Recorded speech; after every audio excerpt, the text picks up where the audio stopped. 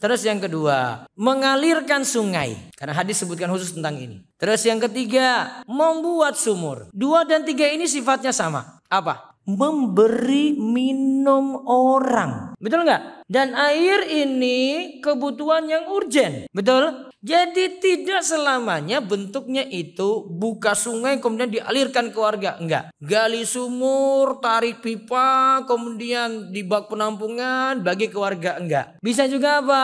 Tuh masjid ini ya. Sediakan galon. Setiap orang masuk silakan minum gratis. Itu sudah punya peran untuk kehidupan orang. Jangan hanya tunggu Ramadan baru kasih minum. Enggak. Orang kalau ke masjid itu kadang juga ada yang rumahnya jauh, ada yang musafir, ada yang mungkin pas mampir di sini dia butuh minum. Kalau mau lagi tambah snack lagi itu. Kalau mau lagi tambah pop mie lagi itu. Masya Allah itu datang terus nih tiap hari ke masjid ini nih. Tapi saya nggak saranin ke DKM ini ya. Misalnya beri contoh. Buka pintu kebaikan orang muda. Jadi orang mah senang ke masjid. Walaupun niatan awalnya Indomie dulu gitu. Bisa kan? Bisa ya? Dia datang, kenapa ke masjid Al-Azhar sini? Wah popnya enak banget ya. Saya sholat maghrib dulu tuh. Katanya setiap habis sholat maghrib itu ada tuh. Besok datang lagi kan? Pas besoknya nggak ada pop mie. Tapi kan dia sholat dulu. Lagi ngeprank dia berarti. Orang punya trik-trik sendiri. Awalnya kan ada orang yang niatannya dunia dulu kan. Dunia dulu dia amal lagi. Enjoy dengan amalnya sudah ulang-ulang terus. Nggak ada itu nggak apa-apa. Kan kita nggak tahu niatan orang. Jadi jangan kayak gitu jangan diprotes. Oh bapak itu saya tahu tuh ke masjid itu dia cari ini. Terus ini tahu dia. Jangan dulu. Sahabat dulu awal-awalnya masuk Islam itu cuma karena. Ada yang karena harta. Ada yang karena kedekatan dengan Rasulullah SAW. Mereka protes nggak? Nggak ada yang protes. Sudah masuk Islam aja dulu deh. Nggak apa-apa faktor duniawi. Nanti pelan-pelan ketika sudah masuk Islam dia belajar.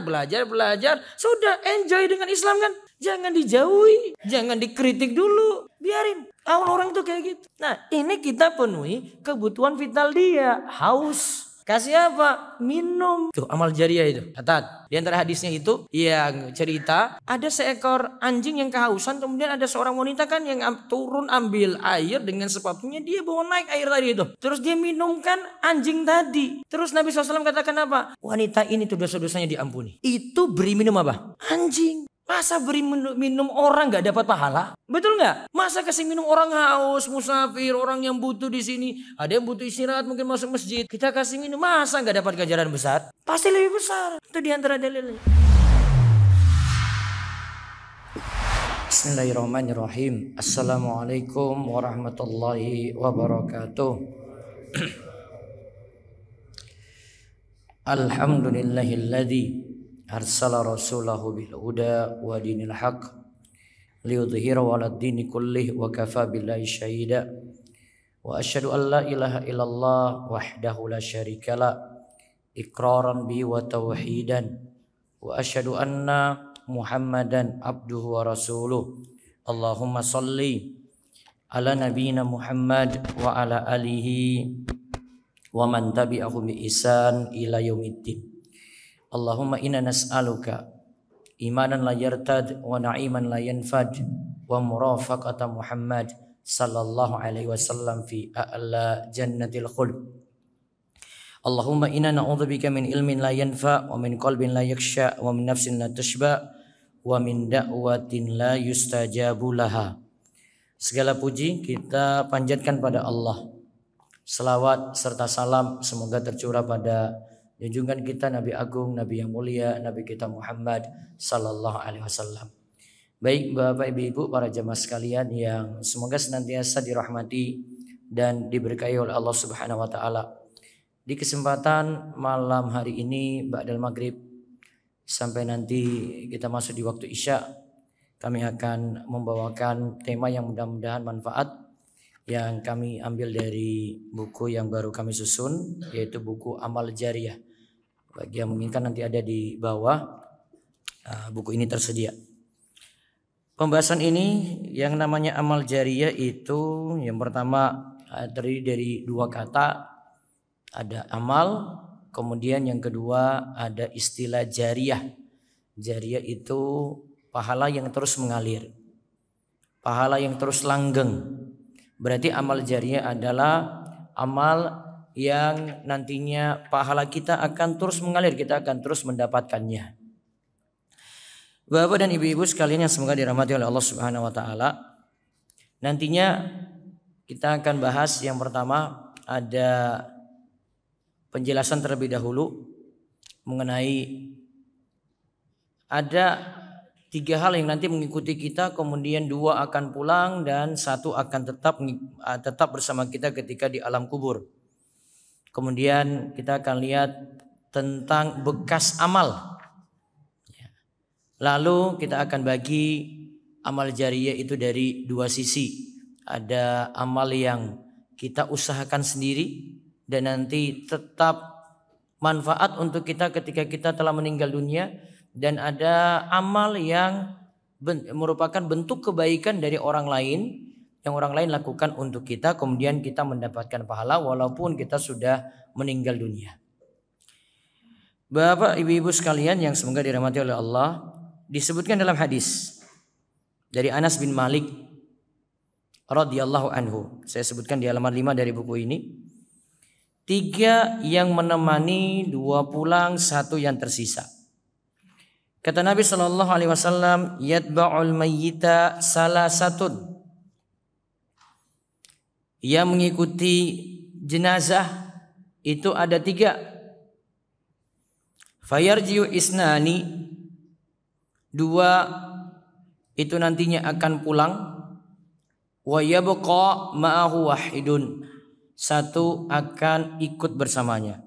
Yatba'uhu ahluhu wa maluhu wa amaluhu, yang mengikutinya ketika meninggal dunia itu 3. Ada keluarganya, ada hartanya, dan ada amalnya. Apa saja? Keluarga, harta, amal. Fayarji'u ahluhu wa maluhu, 2 yang ikut pulang, tidak menemaninya ketika dikubur, ada keluarga pulang nantinya, hartanya juga pulang.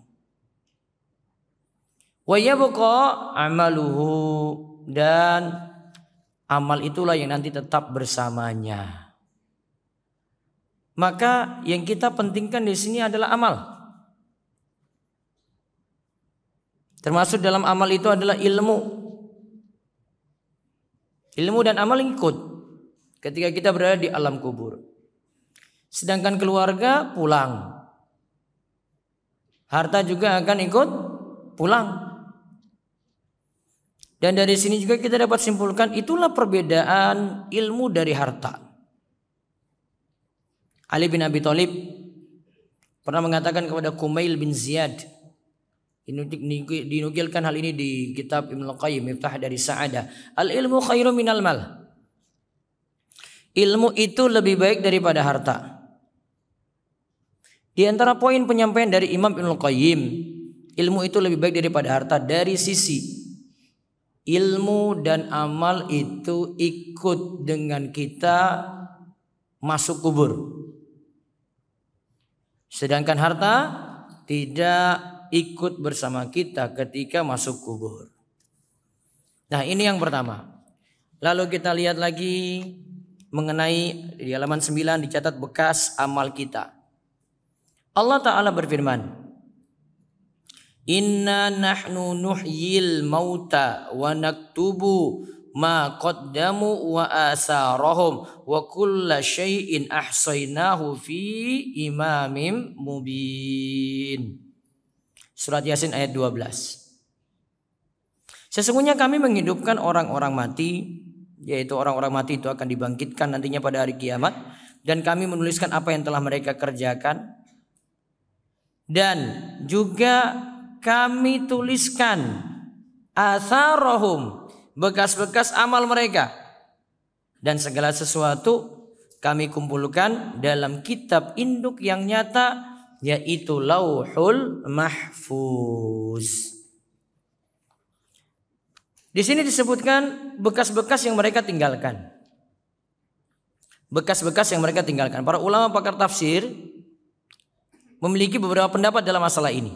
Yang pertama, ada yang mengatakan bekas yang mereka tinggalkan itu adalah bekas langkah kaki mereka. Bapak ibu-ibu pergi ke masjid itu melangkah, maka bekas langkahnya itu dicatat sebagai kebaikan. Ketika pergi juga sampai pulang. Makanya ada cerita sahabat Nabi Shallallahu Alaihi Wasallam, dia itu rumahnya jauh. Sampai-sampai para sahabat yang lainnya itu beri saran, "Mbok, kamu itu beli kendaraan supaya ketika pergi nggak susah, pulang juga nggak susah."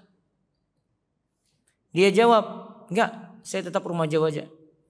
Saya berharap nanti ketika pergi nanti dicatat setiap kaki langkah saya, setiap langkah kaki saya itu dicatat, ketika pulang juga dicatat." Kemudian Nabi SAW menyetujui hal ini. Nah, ini bekas langkah kaki tadi. Terus yang kedua, langkah kaki, ada pendapat dari Anas bin Malik yang dimaksudkan adalah langkah kaki menuju sholat Jumat. Karena sholat Jumat ini suatu kewajiban, dilakukan secara berjamaah, dilakukan oleh penduduk kota, penduduk kampung, penduduk negeri, yang disebut dengan mustautin. Sebagian ulama seperti mazhab Syafi'i dan Imam Ahmad menyaratkan harus 40 orang yang mustautin tadi. Ya, artinya orang situ jumlahnya harus 40. Di luar hitungan untuk musafir, di luar hitungan untuk mukim, di luar hitungan untuk perempuan, di luar hitungan untuk anak kecil. Pokoknya mustautin yang balik laki-laki harus jumlahnya 40.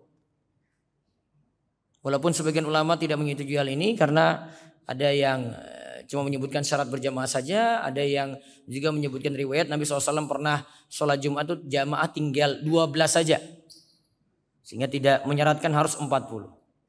Nah, tapi intinya sholat Jumat harus ada orang mustautin. Maka sholat Jumat sesama musafir, dia misalnya pergi jauh dengan kapal pesiar, terus mereka semua jadi musafir di situ, tidak dianggap untuk sholat Jumat karena mereka bukan mustautin. Mustautin itu penduduk kampung, penduduk negeri, penduduk kota, ya, yang ada di situ. Ini jalan terus dengan kapalnya, sehingga mereka dianggap musafir. Untuk mendirikan sholat Jumat harus ada orang mustautin. Itu syarat Jumat tuh. Maka kalau misalnya Bapak Ibu ada di kapal terus dirikan sholat Jumat, ya mending kan ganti sholat zuhur. Sholat zuhur berapa rakaat? 2, karena qashar. Dia boleh jamak dengan sholat asar sekalian, jamak qashar, zuhur asar. Itu yang jadi aturan. Nah, ini pendapat yang kedua. Pendapat yang ketiga yang dimaksudkan tadi dengan wa asarahum, bekas-bekas yang mereka tinggalkan, yaitu bekas kebaikan dan kejelekannya. Bekas kebaikan dan kejelekannya yang orang lain ikuti. Berarti ada kebaikan kita lakukan, orang lain ikuti. Ada kejelekan kita lakukan, orang lain ikuti. Maka itu kalau jadi bekas, walaupun sudah meninggal, ikut juga bersama kita itu, dicatat tuh.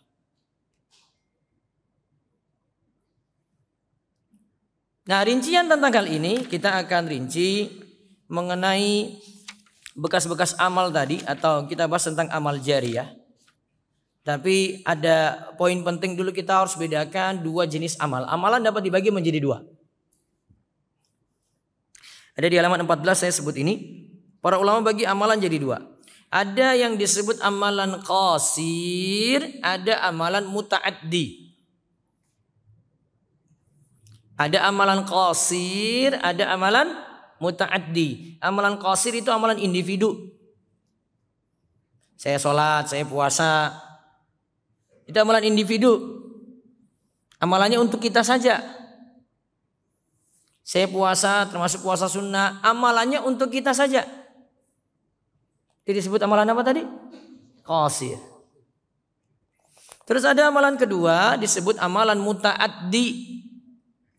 Amalan muta'addi itu amalan yang manfaatnya juga untuk orang lain.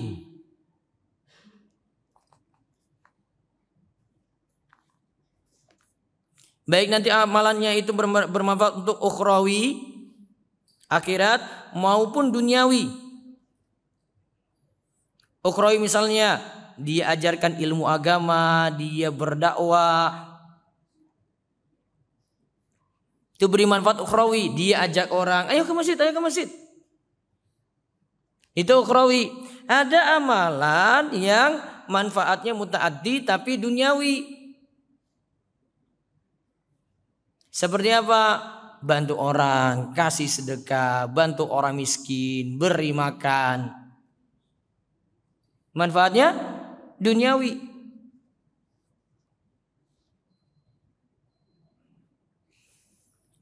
Manakah yang lebih afdal antara muta'addi atau qasir tadi? Para ulama memiliki pembahasan dalam masalah ini. Manakah yang lebih afdal? Apakah muta'addi atau qasir?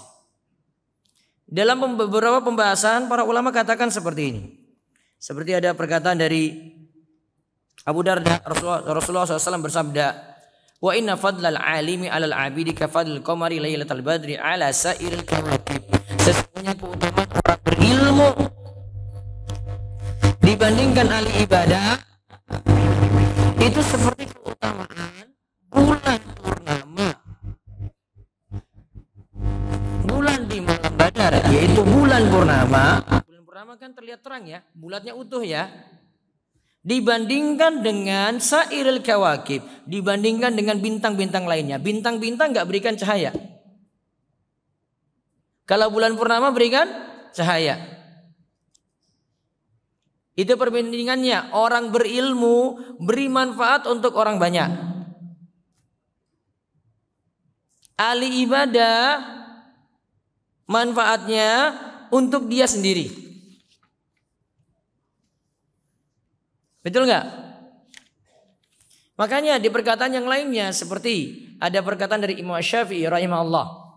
Beliau katakan bahwasanya talabul ilmi afdalu minan nafilah. Menuntut ilmu itu lebih afdal daripada sholat sunnah. Menuntut ilmu lebih afdal daripada sholat sunnah.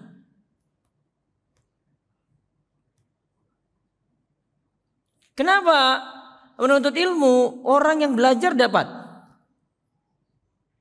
manfaat. Kemudian dia belajar, dia ingin mengajarkan orang lain lagi ya. Minimal dia jadi baik, dia bisa ngajak orang lain. Walaupun mungkin dia ngajak orang lain tidak selamanya dengan ngomong. Bisa jadi dengan tingkah laku dia yang baik. Ada pengaruh untuk orang lain. Makanya itu lebih afdal daripada sholat sunnah. Sholat sunnah itu manfaatnya untuk diri sendiri. Makanya Abu Hurairah radhiyallahu anhu kesibukannya itu murojaah hadis sampai tengah malam. Sehingga Abu Hurairah itu nggak punya kebiasaan sholat tahajud. Kenapa Abu Hurairah pentingkan murojaah hadis? Kenapa dia pentingkan murojaah hadis? Yaitu dia pentingkan untuk mengulang-ulang hadis. Dikarenakan mengulang hadis manfaatnya untuk siapa? Orang banyak. Manfaatnya untuk orang banyak. Sedangkan sholat malam untuk diri sendiri. Makanya Abu Hurairah dinasihatkan, kan diwasiatkan oleh Nabi SAW 3 hal. 1, witir sebelum tidur. 2, sholat duha. 3,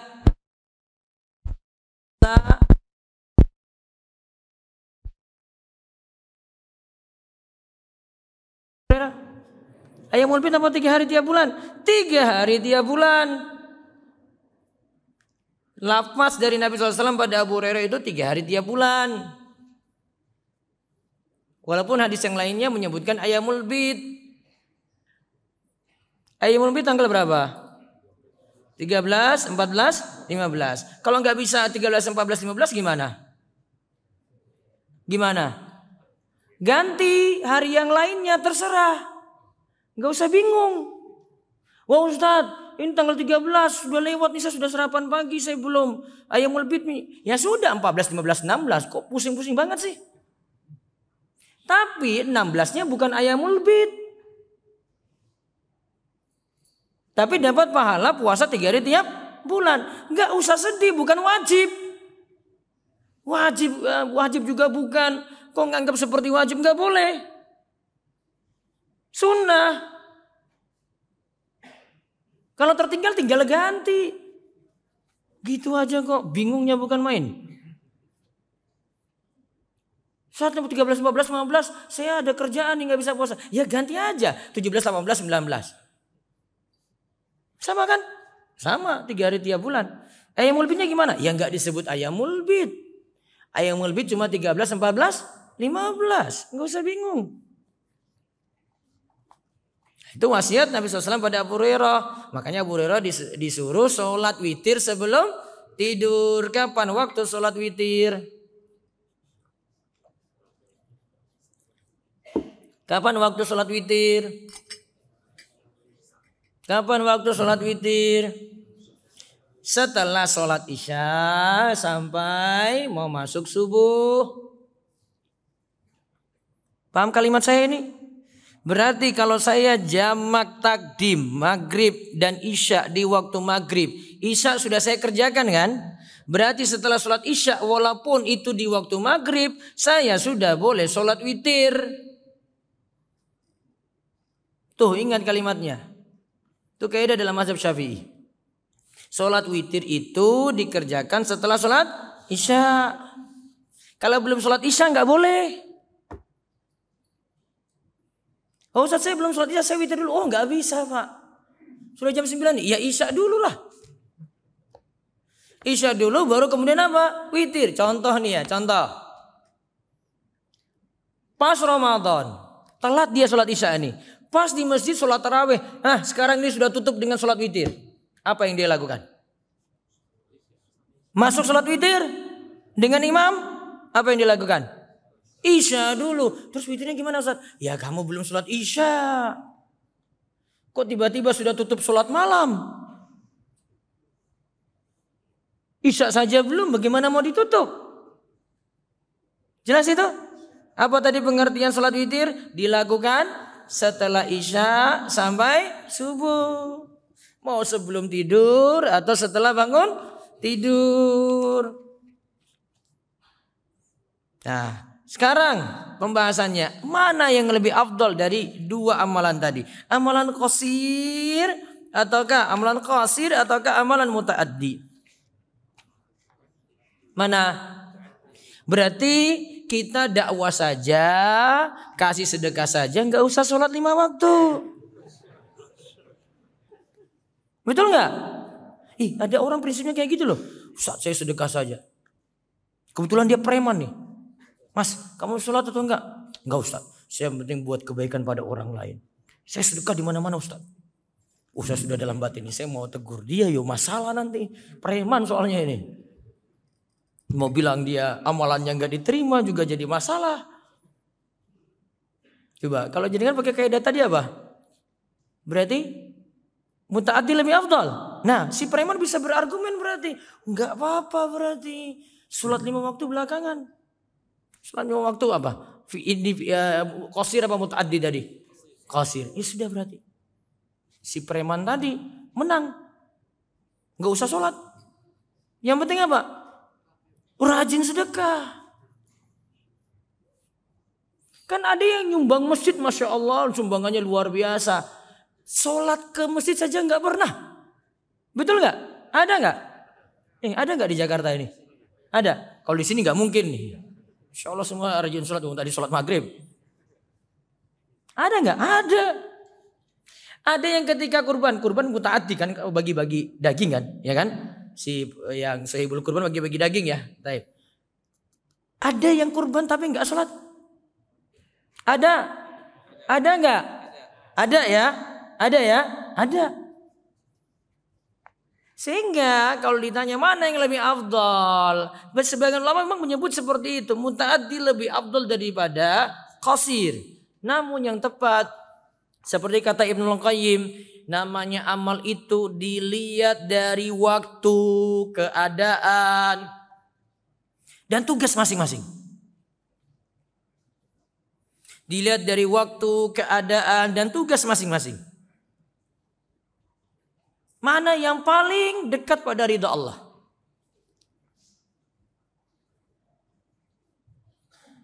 Contoh misalnya, datang azan maghrib. Maghrib waktunya mepet sekali. Bapak lagi sibuk misalnya lagi ngajarkan Al-Quran. Mana yang lebih dipentingkan? Sholat maghribnya yang waktunya itu mepet atau ngajarkan Al-Quran? Sholat dulu. Maghrib termasuk waktu singkat sekali. Makanya malam ini kajian kita juga singkat. Iya kan singkat kan? Sholat dulu. Terus lakukan tadi. Saya ngajar lagi ini Al-Quran kepada anak-anak. Gitu. Sehingga tidak bisa bilang, sudah lanjut baca Al-Quran saja, sholat di belakang. Itu coba amalan qasir aja, amalan individu. Oh enggak, ini bukan amalan individu saja, tapi ini suatu kewajiban. Soalnya waktunya mepet. Contoh lagi kita bandingkan amalan sunnah dengan sunnah. Jawab azan kan sunnah ya. Sunnah ya. Baik. Ketika itu bapak atau ibu lagi baca Quran. Sunnah kan? Sunnah. Pas lagi baca Quran kumandang azan. Allahu Akbar, Allahu Akbar. Jawab azan dulu atau lanjut baca Quran? Jawab azan dulu, kondisinya itu. Jelas tadi? Baik. Contoh lagi. Ada tamu datang ke rumah. Bapak lagi baca Al-Quran. Mana yang dipentingkan? Suruh tamu nunggu 1 jam? Atau berhentikan baca Al-Quran nyambut tamu? Nyambut tamu. Itu namanya lihat tugas. Oh, lihat waktu. Oh, sekarang tamu datang. Tamu penting nih. Saya nggak mungkin suruh dia, Pak tunggu dulu 15 menit. Di sini belum selesai ini, belum sampai ruku nih, belum tanda ain ini. Maaf, sibuk saya. Lihat kondisi. Iya kan? Contoh lagi. Tapi ini pertanyaannya saya biasanya tunjukkan ke ibu-ibu ya, bukan bapak ya. Nanti bapak jadi agak sombong-sombong sedikit kayaknya nanti ini.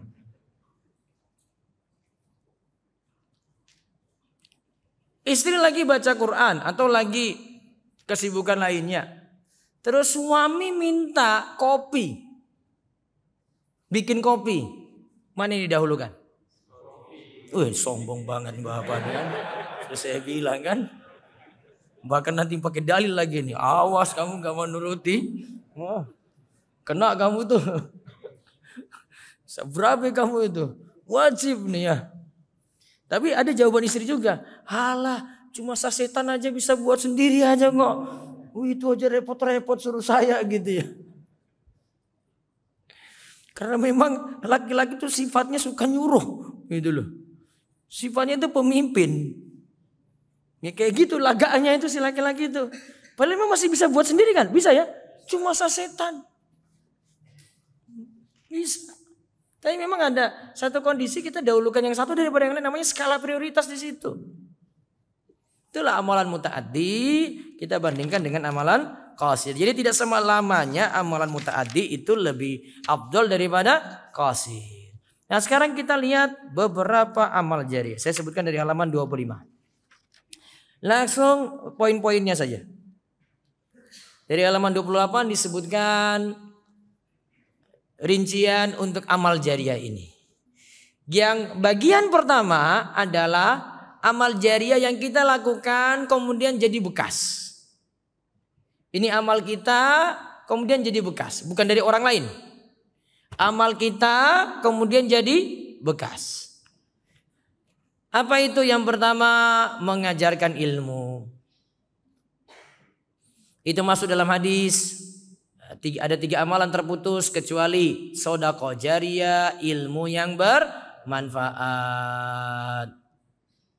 Bisa jadi mengajarkan Al-Quran, paling sederhana, mengajarkan huruf. Bisa pakai Iqra, bisa pakai turutan atau Baghdadiyah itu. Dia ngajarkan itu. Atau dia ngajarkan sholat. Setiap orang punya kemampuan masing-masing.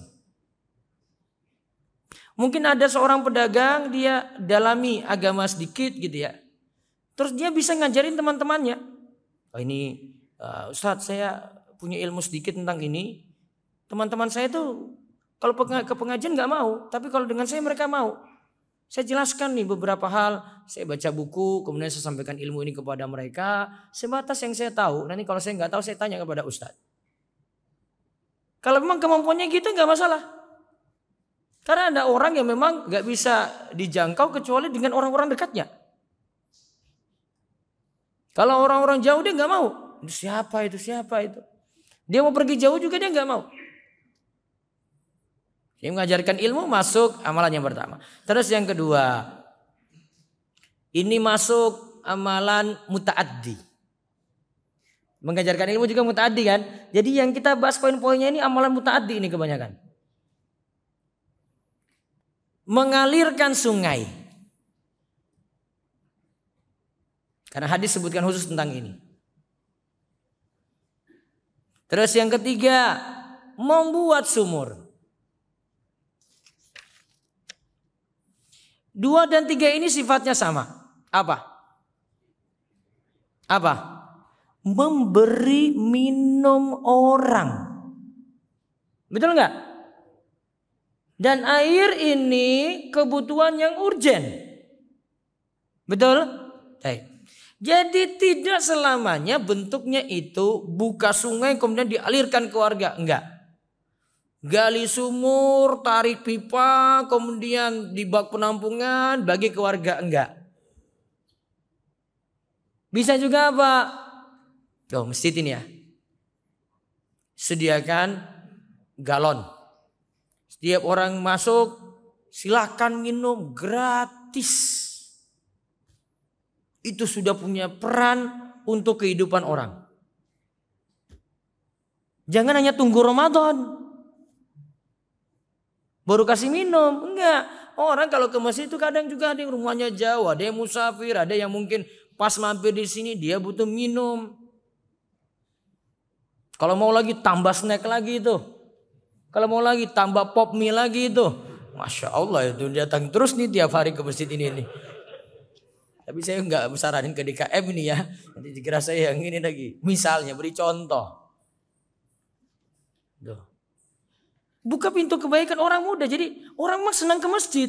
Walaupun niatan awalnya Indomie dulu gitu. Bisa kan? Bisa ya. Dia datang. Kenapa ke masjid Al-Azhar sini? Wah popnya enak banget ya. Saya sholat maghrib dulu tuh. Katanya setiap habis sholat maghrib itu ada tuh. Besok datang lagi kan? Pas besoknya gak ada pop mie. Tapi kan dia sholat dulu. Lagi ngeprank dia berarti. Kan orang punya trik-trik sendiri.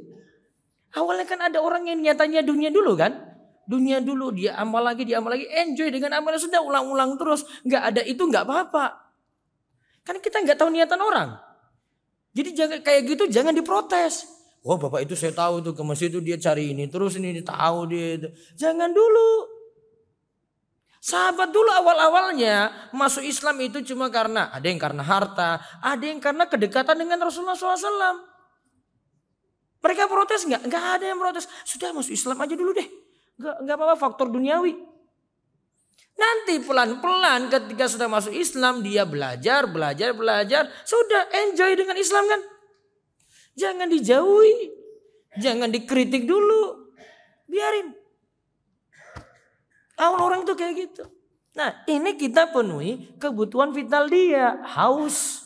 Kasih apa? Minum. Tuh amal jariah itu. Catat. Termasuk juga kasih minum pas kajian ini. Alhamdulillah. Ada minumnya ya? Ada ya? Alhamdulillah itu sudah jadi amal jariah. Mudah-mudahan Allah catatin nanti ini. Kalau mau ditambah lagi alhamdulillah ada kopi, ada teh, ada macam-macam. Tuh masuk. Hal vital. Ada hadis yang saya sebutkan panjang. Saya nggak bacakan hadisnya. Di antara hadisnya itu yang cerita ada seekor anjing yang kehausan. Kemudian ada seorang wanita kan yang turun ambil air dengan sepatunya. Dia bawa naik air tadi itu. Terus dia minumkan anjing tadi. Terus Nabi SAW katakan apa? wanita ini tuh dosa-dosanya diampuni. Itu beri minum apa? Anjing. Masa beri minum orang gak dapat pahala? Betul gak? Masa kasih minum orang haus, musafir, orang yang butuh di sini. Ada yang butuh istirahat mungkin masuk masjid. Kita kasih minum, masa gak dapat ganjaran besar? Pasti lebih besar. Itu diantara dalilnya. Terus yang keempat, menanam kurma. Itu tekstual hadis. Kenapa nanam kurma? Nanam kurma kebutuhan vital. Di masa Nabi SAW dulu. Kalau sekarang, apa makanan yang nanti jadi kebutuhan vital orang Indonesia? Apa? Beras. Berarti jadi apa? Petani. Padahal kita tuh remehkan petani itu, coba lihat. Dia sudah punya peran besar dalam kehidupan kita loh. Betul nggak? Bahkan para ulama itu sampai membahas mana pekerjaan yang paling afdol. Di antara mereka sebutkan petani itu paling afdol. Kenapa? Nasib-nasiban dia. Nanam belum tentu panen. Dia sudah tawakal saja pada Allah. Sudah pasrah aja deh. Kalau memang ada hasilnya, alhamdulillah, nggak ada hasil ya sudah. Petani itu bertaruh nasib loh itu. Belum lagi nanti diserang hama, belum lagi diserang hewan-hewan gitu. Orang-orang tua yang tanam itu kan kayak gitu semuanya. Pasrah aja. Kadang sudah tanam, hujan gak turun-turun lagi. Ya sudah, gagal panen lagi tuh, kering. Dan di antara faktornya, dia tanam kebutuhan vital. Berarti kesimpulannya dari dua hal tadi, air dan kurma ini atau makanan ya. Berarti jika kita punya peran dalam hal yang jadi kebutuhan vital manusia, berarti itu jadi amal luar biasa. Itu kebutuhan vital manusia dua-duanya nih ya. Makanan, minuman, itu kebutuhan vital manusia, maka jadi amal luar biasa. Terus yang kelima, membangun masjid. Berapapun besar bantuannya. Ini saya lihat di Masjid Al-Azhar sampingnya ini ada perluasan itu. Walaupun kalau Nabi SAW sebut kecil aja nih. Beliau sebut ini. Man bana masjidan kamafhasi qatatin au asghara. Siapa yang bangun masjid karena Allah, walaupun hanya selubang, ini ibaratnya selubang tempat burung bertelur atau lebih kecil dari itu, maka banallahu lahu baitan fil jannah. Allah bangun baginya rumah di surga. Sudah dapat bagian dari rumah di surga walaupun cuma sumbang bagian kecil saja. Dibantu untuk itu. Di dalam hadis yang lainnya disebutkan siapa yang bangun masjid karena Allah, Allah akan bangunkan baginya rumah di surga. Terus yang keenam, mewariskan mushaf Al-Quran. Bisa jadi mencetaknya atau dia beli terus dia bagi. Atau dia beli niatkan untuk wakafkan. Wakafkan itu kan berarti nanti akan saya sebut ya. Sesuatu kita wakafkan itu dipakai langgeng, ada terus nggak langsung habis, maka ini juga masuk amal jariah. Terus yang ketujuh, nah ini di dalam hadis Abu Hurairah disebutkan wa baitu ibni sabil banahu, rumah untuk ibnu sabil yang dia bangun. Berarti yang ketujuh ini membangun rumah untuk ibnu sabil. Siapakah ibnu sabil? Apa ibnu sabil? Ibnu itu anak, sabil itu jalan. Berarti apa? Siapa yang sering di jalan lama sekali? Pergi jauh sekali. Disebut apa? Musafir. Berarti membangun rumah untuk musafir. Bisa jadi ini dia dapat tanah pinggir jalan, jalan ini dipakai umum. Dia buat situ tempat mampir orang sholat. Orang kan butuh kan? Toilet dia buat banyak, dia buat 20 toilet. Terus tulis silakan pakai gratis. Kalau bayar sudah bisnis lagi nih. Ya. Silakan pakai gratis. Orang mampir pakai toilet, ada yang sholat, terus pergi lagi itu. Nah, itu diantara bentuknya. Para ulama juga katakan termasuk nomor 7 ini adalah bangun rumah untuk penuntut ilmu, untuk anak yatim, untuk para janda, untuk fakir miskin, termasuk di dalamnya. Berarti kata kuncinya apa? Kita bangun rumah yang orang itu memang butuh untuk itu. Termasuk amal jariah. Terus nomor 8. Berjaga di jalan Allah. Dalam hadis bilang kayak gini.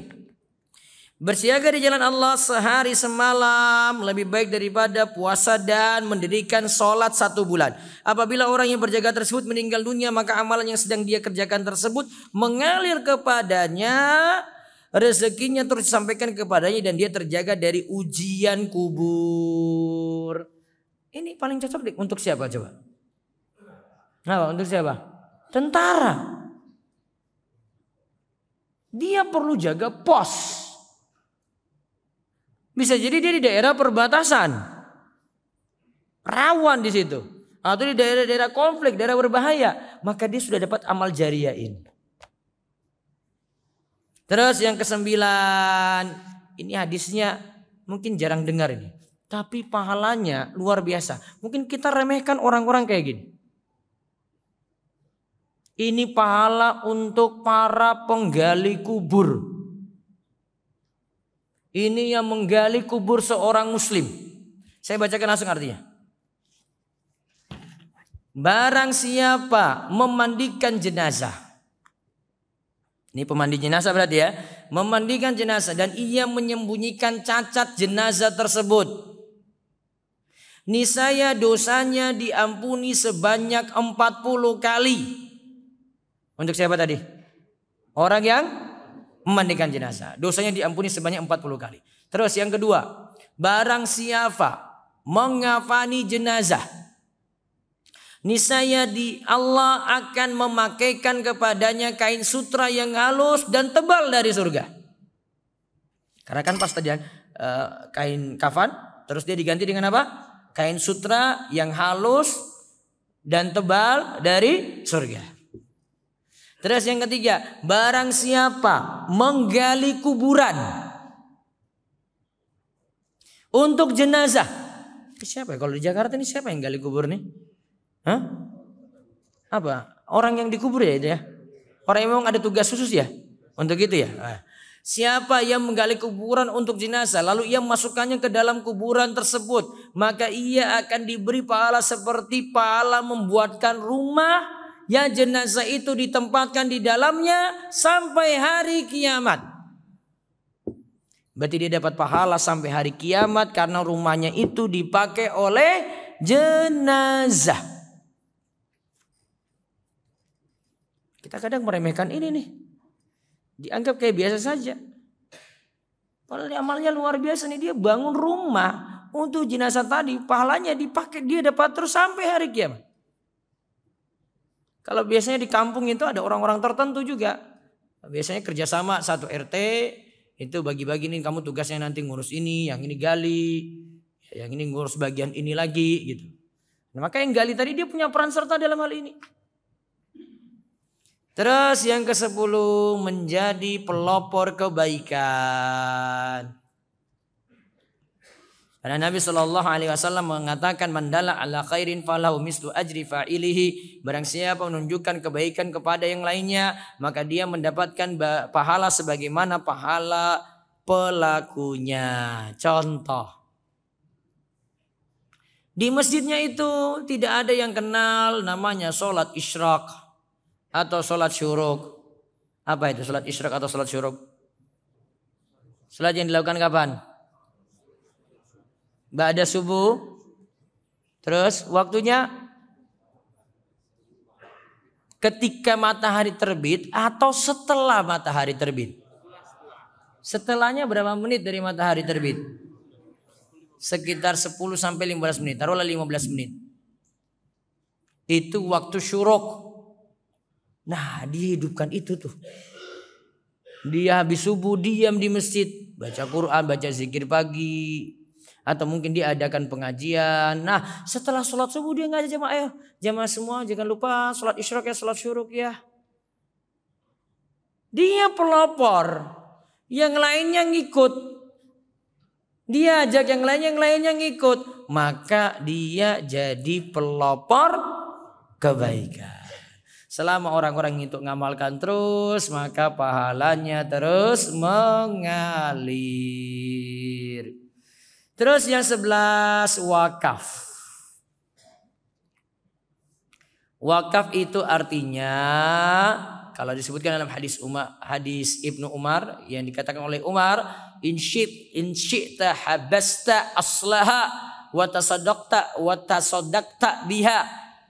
Kalau engkau mau, engkau tahan pohonnya dan sedekahkan buah hasilnya. Maka wakaf itu bentuknya menahan pokoknya itu ada dan hasilnya itu dimanfaatkan. Berarti yang pokok ini nggak boleh habis langsung. Orang wakaf tanah, bangun masjid di atasnya, berarti tanah ini ada. Kalau orang bagi-bagi makanan, langsung habis nggak? Habis, maka tidak disebut wakaf. Maka wakaf ini termasuk dalam hadis Nabi SAW yang tadi kita sebutkan. Sodaqotun jariyatun. Sodaqoh jariyah. Di antara pengertian sodaqoh jariyah yaitu wakaf. Yaitu wakaf. Terus yang ke-12.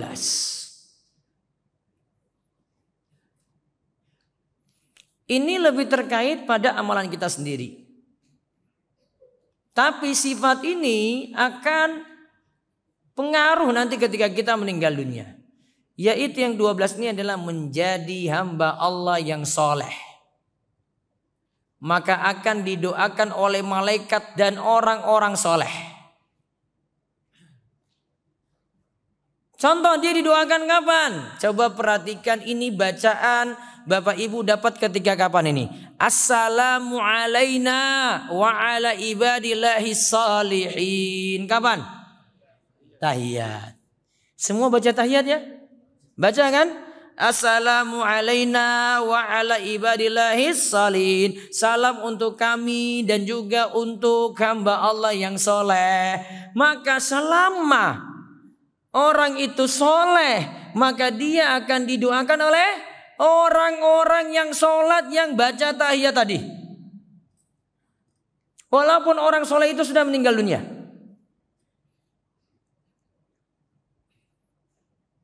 Itu pengaruh amalan soleh itu kayak gitu tuh. Pengaruh orang soleh. Terus kapan disebut orang soleh? Imam Ibnu Hajar katakan di halaman 53 saya sebut. Al-qaimu bima yajibu alaihi min huquqillahi wa huquqi ibadihi. Watafawat darajatuhu. Orang yang disebut soleh itu adalah yang menjalankan kewajiban terhadap Allah dan juga kewajiban terhadap sesama. Dan orang soleh itu bertingkat-tingkat, derajatnya itu bertingkat-tingkat. Berarti apa kriteria orang soleh? Kewajiban pada Allah dijalani, terus kewajiban terhadap sesama juga dijalani. Maka tidak cukup rajin sholat saja Bapak Ibu. Ada suami rajin sholat namun dia pelit kasih nafkah pada istri, maka tidak disebut soleh. Dia sudah zalimi istrinya, dia malas kerja, dia nggak nafkahi dengan baik, tidak disebut soleh. Karena dia tidak menunaikan kewajiban terhadap sesama. Orang dekatnya aja tidak dia nafkahi. Betul nggak? Tidak disebut soleh. Maka makin soleh diri kita, makin dapat doa tadi tuh. Assalamu alaina wa ala ibadillahis salihin. Semoga kita mendapatkan bagian dari doa tersebut. Terus yang ke-13. Mendidik anak menjadi soleh. Agar apa? Dapat doa dari anak soleh. Baiknya orang tua yang memperhatikan pendidikan ini. Karena anak soleh itu sejatinya bukan dari sekolah. Anak soleh itu sejatinya dari orang tuanya sendiri. Terserah bapak ibu setuju atau tidak. Ada anak pondok sudah dididik baik di sekolah. Pulang ke rumah lihat orang tuanya nggak sholat. Atau lihat orang tuanya itu bertengkar terus. Bisakah anak itu jadi soleh? Dia akan terpengaruh juga dengan orang tuanya. Betul enggak? Jadi soleh itu bukan tanggung jawab. Anak soleh bukan tanggung jawab sekolah. Jadi jangan harap sekolah terus. Sedangkan orang tuanya enggak mau perbaiki diri. Orang tuanya enggak ngaji. Orang tuanya enggak sholat. Orang tua enggak mau perhatikan ibadah. Ada seorang bapak pukul istrinya terus. Nah gimana? Ibu istri kan jatuh. Baik, azan dulu. Setelah itu sholat ya. Baru kita lanjut lagi dan tanya jawab. Alhamdulillah, salatu wassalamu ala Rasulillah wa ala alihi wasallam. Baik, kita lanjutkan sebentar untuk pembahasan amal jariyah. Kali ini kita lihat amal yang diberi oleh orang lain. Atau kita sebut dengan kirim pahala dari orang lain kepada yang telah meninggal dunia. Allah Subhanahu wa taala berfirman, "Wa alaysa lil insani illa ma sa'a." Surat An-Najm ayat 39. Dan manusia tidak memperoleh kecuali apa yang dia usahakan.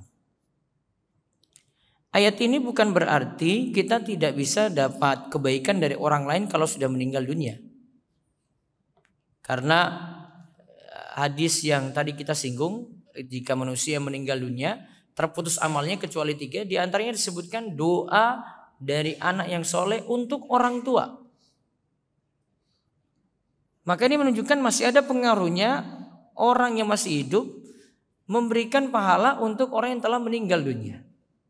Di antara amalan yang nanti bermanfaat untuk orang yang telah meninggal dunia diberi oleh orang yang masih hidup. Pertama, doa kaum muslimin pada orang meninggal secara umum. Doa kaum muslimin kepada yang meninggal secara umum. Karena di antara hadisnya adalah da'watul mar'il muslim li akhihi bi dhahril ghaibi mustajabah. Doa seseorang kepada saudaranya di saat saudaranya tidak tahu itu doa yang mustajab.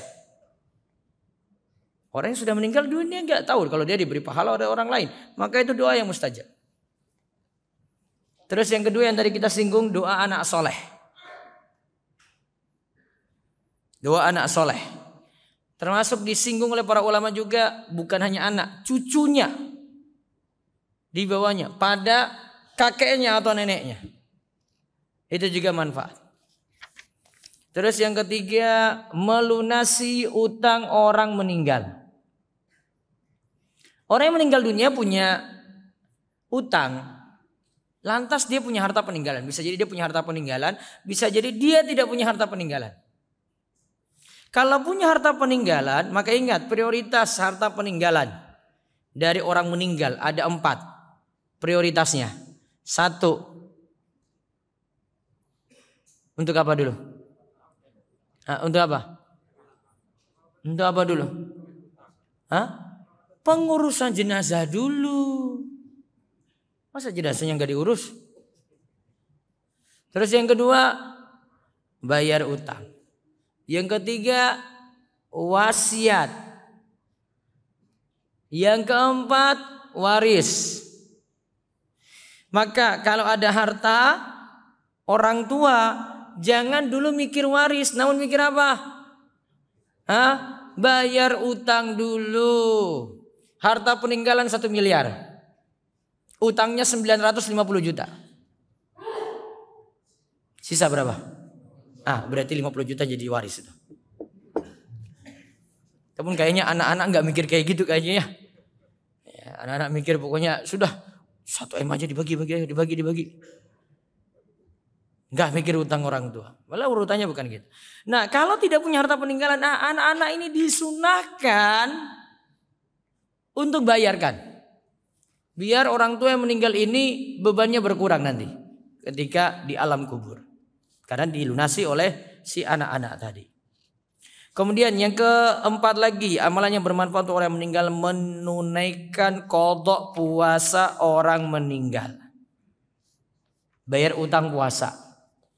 Karena Nabi SAW mengatakan, man mata wa alaihi siyam soma anhu waliyuhu.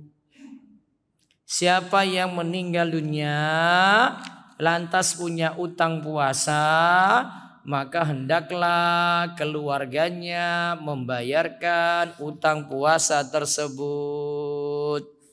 Misalnya ada utang 10 hari, ketahuan. Kalau nggak ketahuan ya nggak usah. Karena terlalu menyusahkan kita kalau kita nggak tahu kok disuruh bayar. Yang ketahuan saja 10 hari, maka ahli waris atau keluarga boleh bagi 10 tadi. Kamu satu sampai 10. Atau mungkin ada yang dua sampai 10. Terus yang berikutnya lagi, yang kelima, menunaikan qada nazar. Misalnya ada utang nazar. Nantinya ketika kurban, orang tuanya pernah nazar kalau anaknya lulus kerja, dapat kerja, dia mau bernazar kurban nanti dengan 1 ekor kambing. Maka nazar ini mesti dipenuhi. Namun kalau ini bentuknya nazar untuk kurban, berarti sahibul kurban tidak boleh mencicipi hasil kurban tadi. Aturannya untuk nazar kurban dalam bentuk nazar, itu tidak boleh dicicipi oleh yang berkurban. Semuanya disedekahkan.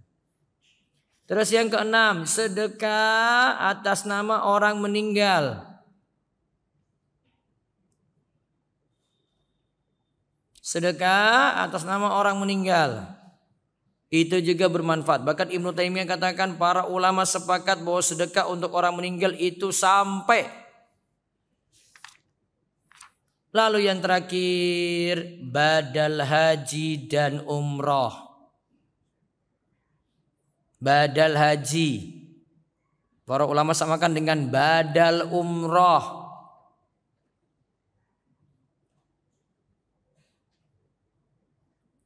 Dengan catatan yang membadalkan haji atau membadalkan umroh pernah berhaji terlebih dahulu untuk dia yang wajib, atau pernah berumrah untuk dirinya yang wajib, baru boleh dia badalkan orang lain.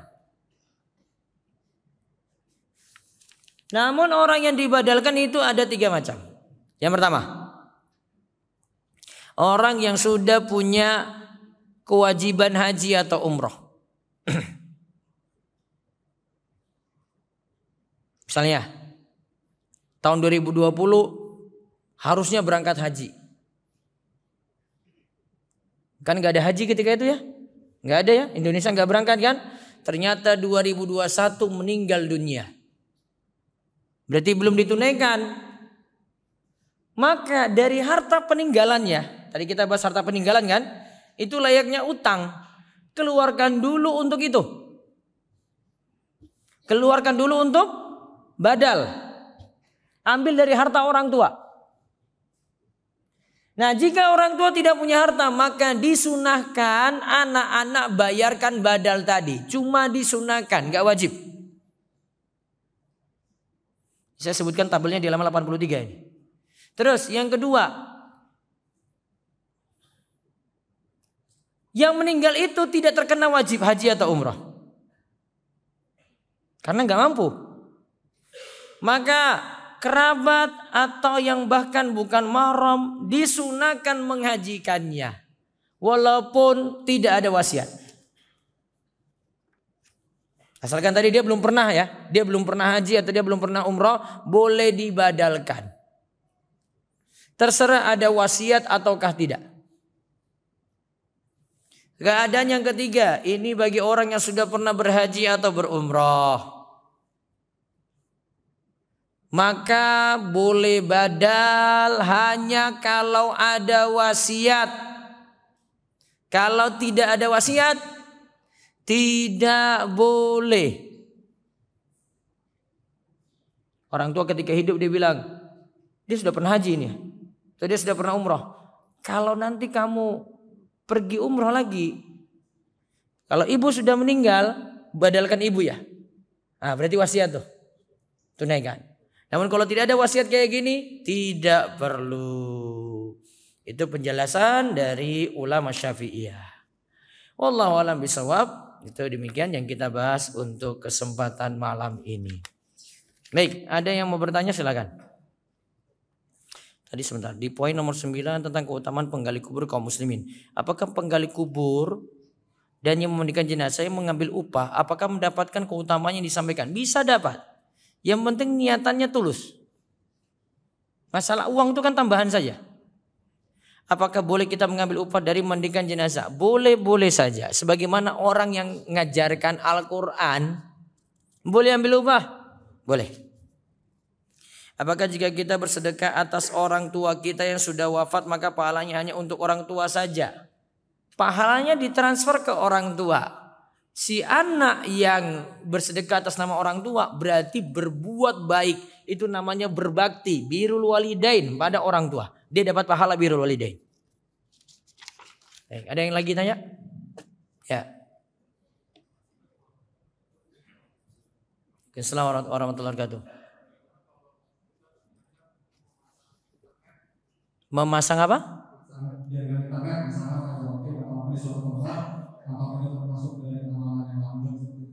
Memasang apa tadi, maaf? Wifi untuk? Misalnya untuk kebutuhan di sebuah rumah, tapi gratis. Digunakan, bisa jadi digunakan untuk hal-hal yang berguna juga sama untuk yang bermanfaat. Karena kan bisa bermanfaat. Dipakai oleh siapa itu? Suatu rumah misalnya, kan dia menggunakan itu untuk hal yang bermanfaat. Kalau dia pakai untuk kebaikan, maka yang menyumbang wifi tadi itu dapat pahala. Kalau dia pakai untuk maksiat, kita tidak tahu. Urusan dia. Karena sudah niatan kita baik kan? Kita kasih sedekah ke pengemis. Asalnya kan niatan kita baik toh. Untuk si pengemis atau orang yang butuh itu, untuk kebutuhan dia kan? Kok dia pakai untuk maksiat, urusan dia. Itu di luar jangkauan kita. Yang penting tujuan kita itu baik. Innamal a'malu binniyat wa innamal likulli imri'in ma nawa. Setiap amal tergantung pada niat. Orang itu dapat apa yang ia niatkan. Dia niatan baik, maka pahalanya untuk dia. Paham? Ya. Masuk amal langgeng insya Allah. Kalau itu untuk kebaikan orang banyak, itu masuk amal langgeng. Baik. Ada lagi? Ya. Pak ini Pak buku. Ya, langsung silakan.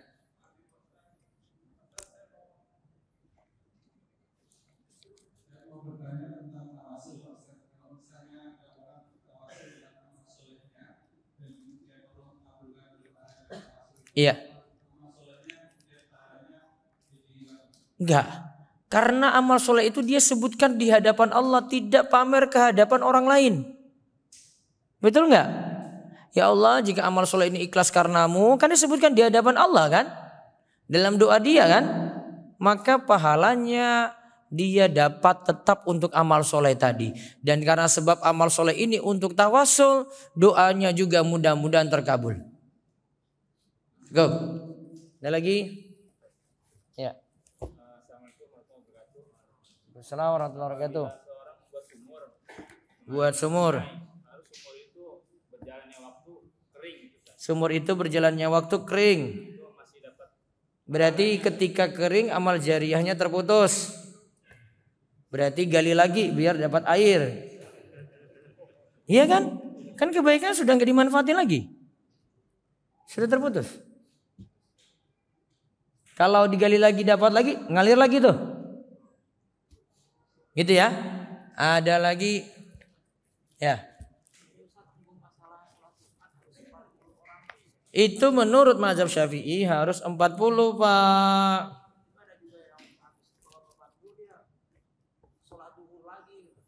Sudah 40 dia sholat zuhur lagi. Enggak nyampe 40 sholat zuhur lagi. Harusnya enggak usah sholat Jumat dia. Tapi tadi ya memang kalau dia konsekuen dengan mazhab kayak gitu, Pak. Tapi syarat yang lainnya harus terpenuhi juga karena syarat dalam mazhab Syafi'i itu tidak hanya 40. Dalam satu kota itu hanya ada sholat Jumat 1. Di Cempaka Putih sini nggak boleh masjidnya banyak untuk sholat Jumat. Cuma berpusat pada satu tempat saja. Syarat ini saja sulit terpenuhi. Betul nggak? Jika ada 2 masjid, sholat Jumatnya lebih dahulu, yang lainnya telat, yang sholat duluan, sholatnya sah, yang sholat Jumatnya belakangan, batal semuanya. Jadi kalau pakai kaidah mazhab. Tapi ulama belakangan dari pengikut Syafi'iyah itu katakan, karena kebutuhan, masjid tadi tidak jadi syarat, harus 1. Karena memuat 1, saya yakin di Cempaka Putih pun muat kaum muslimin semua, nggak cukup. Meluber sampai di jalan. Oh sini aja cerita jalan sampai ditutup kok kalau Jumatan. Iya kan? Apalagi semua Cempaka Putih datang sini.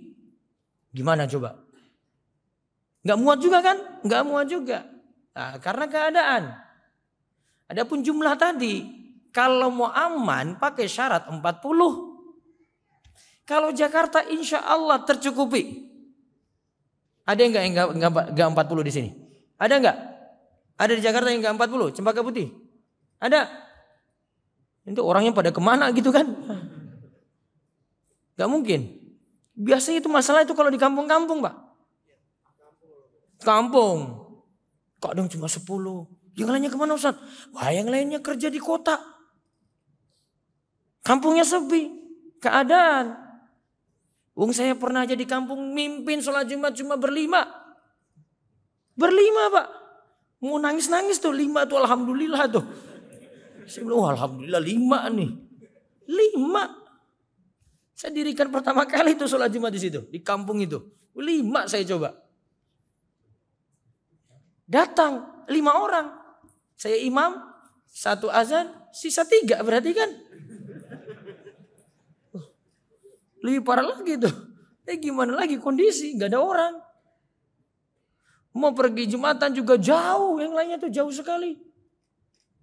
Akhirnya nggak pakai pendapat mazhab Syafi'i, pakai pindah pendapat. Itu. Jelas? Nah ini Pak. Ada buku haji tuh biar bisa pergi haji segera. Siapa lagi? Ya. Waalaikumsalam warahmatullahi wabarakatuh.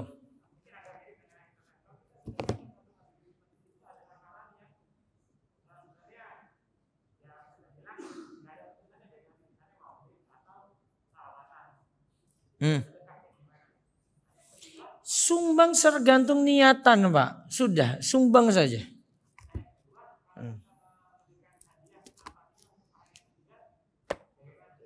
Apa? Allahu a'lam bishawab. Antum tahu jawaban sendiri, enggak usah tanya saya. Ganti, ya. Ya kalau jawaban sudah tahu, enggak usah nanya saya. Saya sudah tahu jawaban, saya sudah tahu cara jawab soal. Enggak usah nguji-nguji saya. Ya. Udah.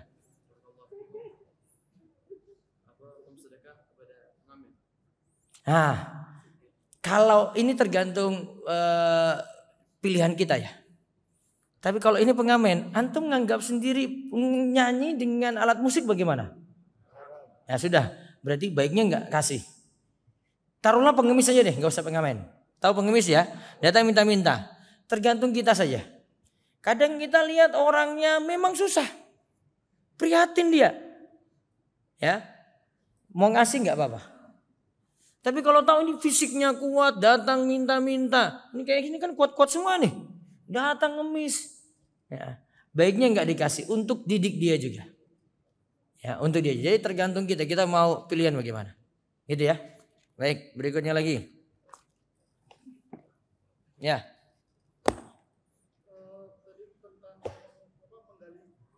Menggali kubur. Dia gali kubur sekaligus kuburkan. Oh beda ya. Beda ya. Berarti tadi pembahasannya apa? Gali kubur. Menggali kubur saja berarti. Karena gali kubur dia bangun rumahnya. Iya tak? Yang masukkan cuma masukkan dalam rumah. Beda. Kalau mau double itu. Sudah saya gali aja. Saya masukkan lagi gitu. Borong aja semuanya. Lagi. Habis bukunya. Oh enggak Pak. Sholat syuruk itu adalah sholat sunnah duha di awal waktu. Siapa yang sholat syuruk berarti sudah sholat duha. Sudah? Siapa lagi? Ya. Sholat sunnah ketika?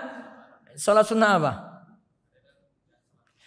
Sebagian ulama mengatakan kalau rawatib ketika safar itu ditinggalkan. Kecuali sholat sunnah fajar saja. Namun kalau dalam mazhab Syafi'i sholat rawatib masih tetap dikerjakan. Jadi semampu kita saja. Semampu kita, kalau mampu kerjakan, kalau enggak ketika safar ditinggalkan enggak apa-apa karena sifatnya sunnah.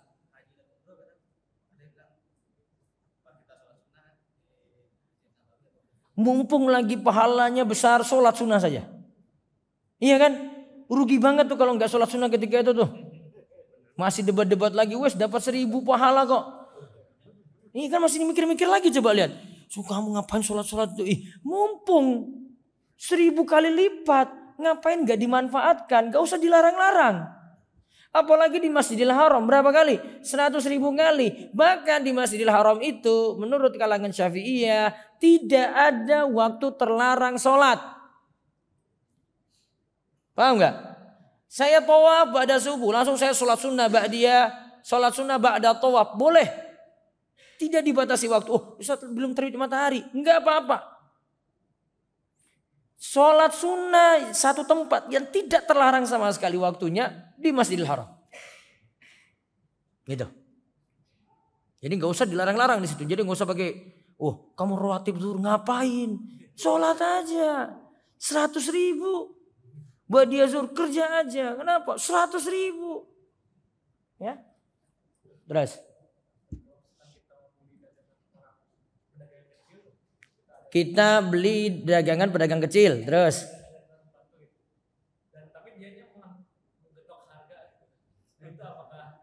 Dia apa? Dia naikkan harga. Terus? Tetap beli nggak?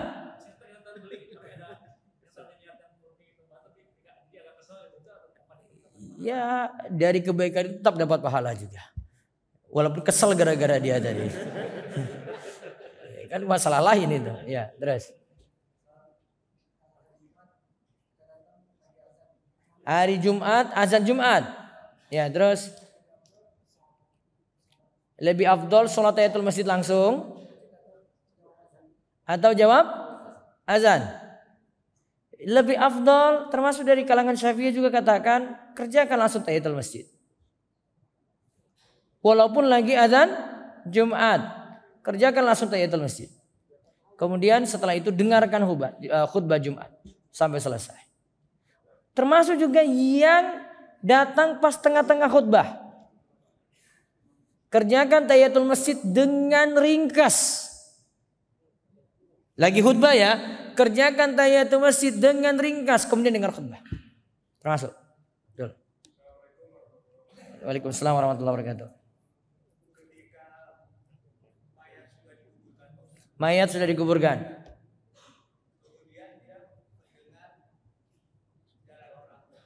Jalan orang tadi ya. Ya. Ya.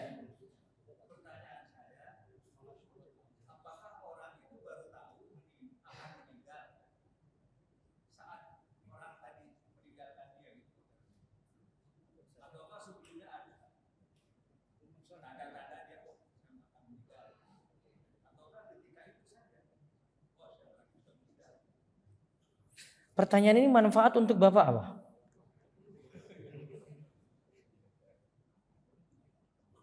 Paham nggak soal saya? Kalau saya jawab iya, terus manfaat untuk Bapak apa? Kan untuk dia sudah meninggal. Ngapain kita ngurus dia, Pak? Keadaan dia tahu orang luar. Iya kan? Untuk apa coba? Jadi Bapak tahu?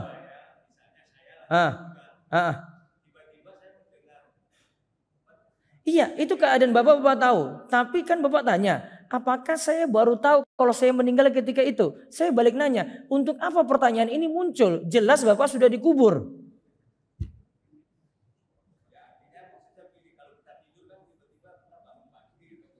Tidur bangun pagi.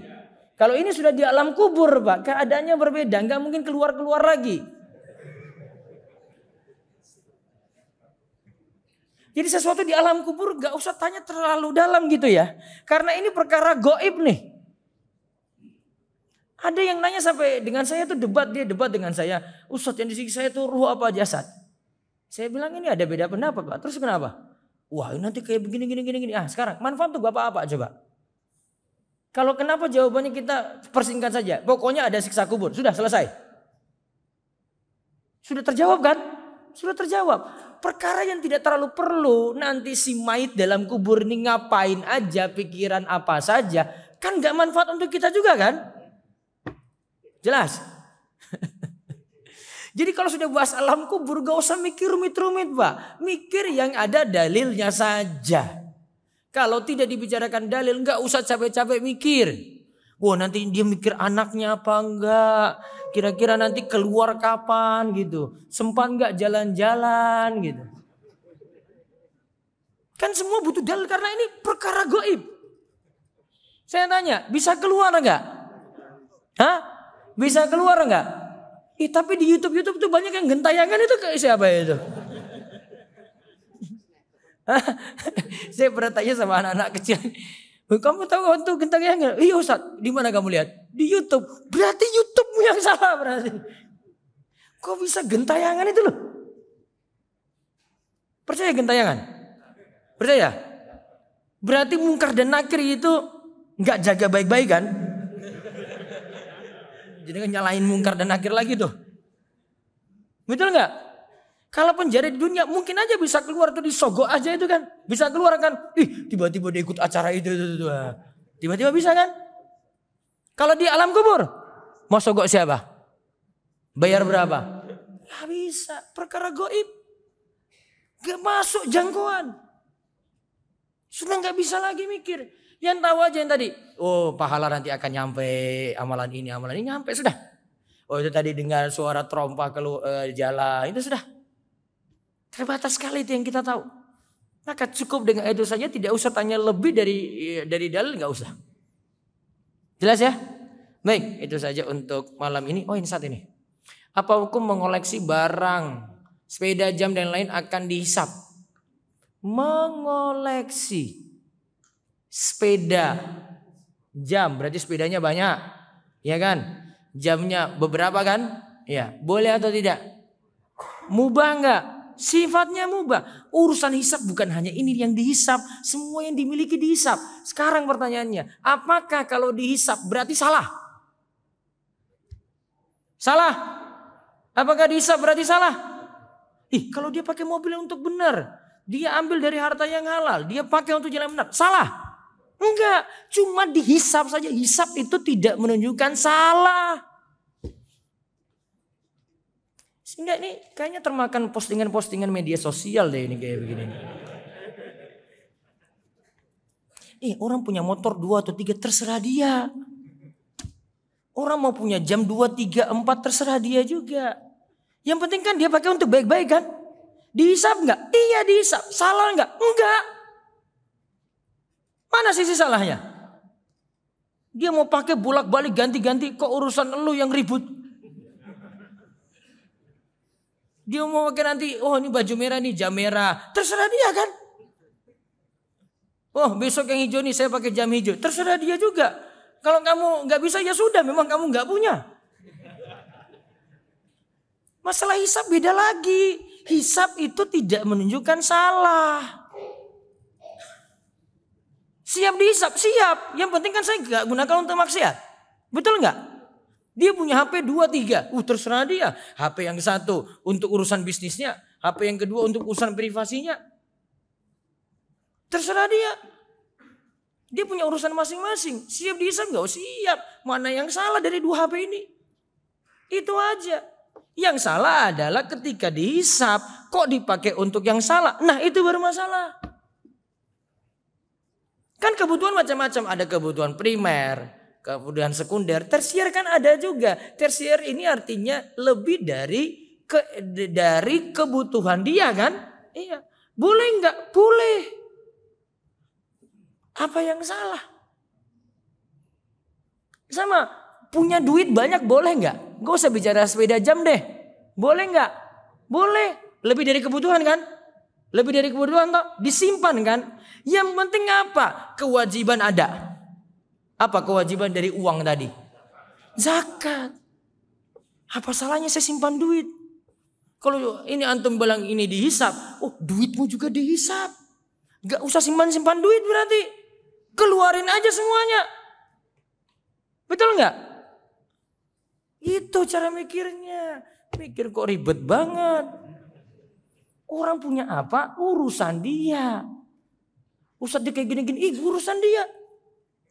Kadang itu kita tuh sebenarnya sakit hati lihat orang tuh. Hasad timbul. Hasad itu diantara sebabnya gara-gara mata. Mata itu lirik orang terus. Lihat status orang, lihat barang orang. Hasad nggak? Hasad. Maka solusi dari hasad apa? Jaga mata. Mata nggak usah lirik-lirik. Biarin aja hidupnya orang tuh. Pusing amat.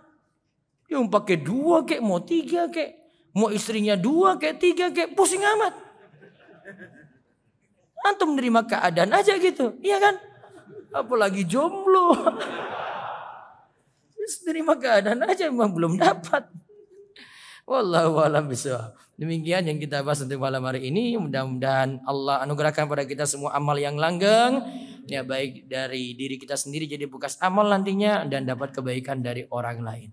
Kita cukupkan, kita tutup dengan doa kafaratul majlis. Subhanakallahumma bihamdika, asyhadu an la ilaha illa anta astaghfiruka wa atubu ilaik. Assalamualaikum warahmatullahi wabarakatuh.